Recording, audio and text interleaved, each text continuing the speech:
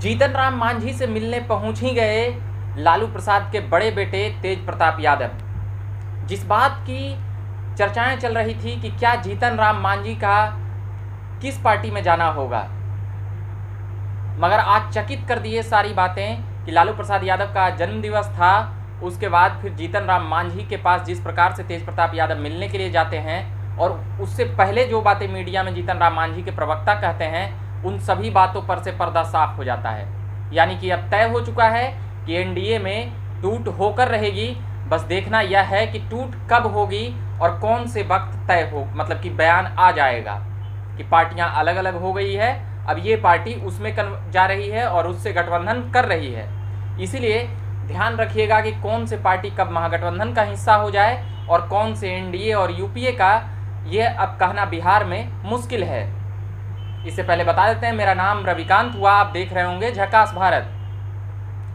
और केवल बिहार में ही नहीं राजनीतिक सरगर्मियां इतनी तेज है, आप बगल में पश्चिम बंगाल जाएंगे तो वहां भी देखेंगे कि मुकुल राय जो बीजेपी के उपाध्यक्ष बनाए गए थे टीएमसी से टूट कर आने के बाद, उसके बाद फिर अब उसमें जाने की खबरें ही तेज नहीं हुई है। अब बात यह है कि ममता बनर्जी मुकुल राय का स्वागत करते हुए नजर आएंगी।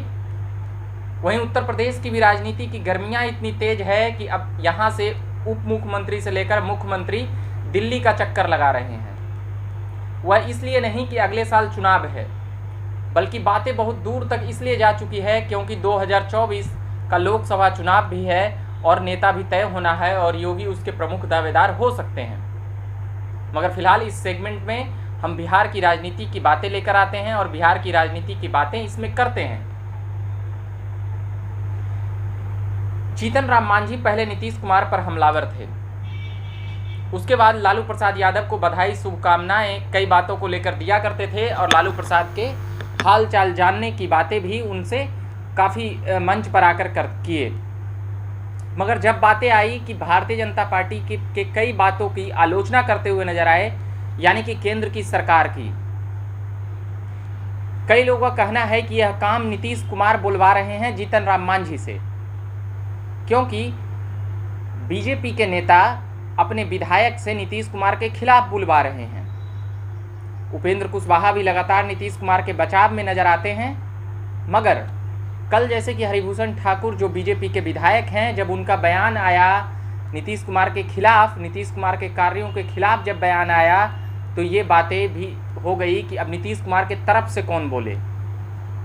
तो अब नीतीश कुमार की पार्टी के तरफ से कोई नेता नहीं बोल रहे हैं, मगर वही जीतन राम मांझी जिन्हें 7 साल पहले नीतीश कुमार ने मुख्यमंत्री बनाया था और उनके बेटे को इस 2020 के विधानसभा के बाद अपने मंत्रिमंडल में स्थान दिए हैं।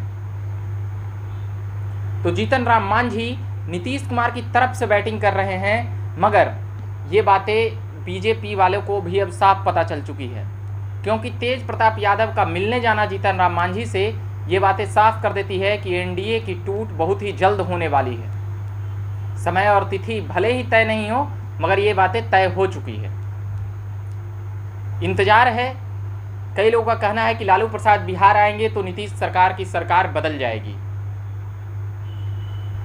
क्या जदयू आरजेडी की दोस्ती हो जाएगी या फिर कोई और समीकरण बनेगा या बिहार में विधानसभा चुनाव होगा?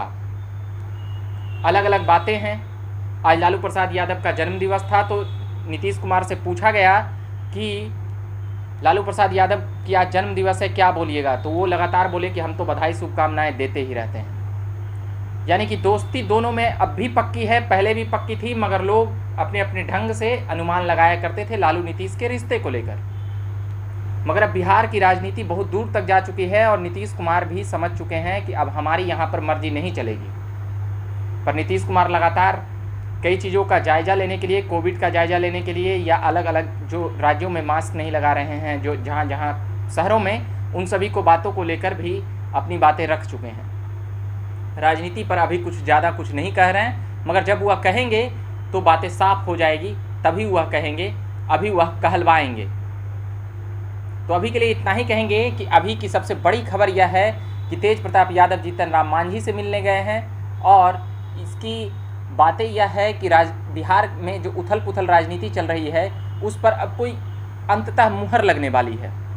वरना कोई लालू परिवार से और आरजेडी के अहम नेता इस प्रकार से मिलने नहीं जाते। तो अभी के लिए इतना ही कहेंगे।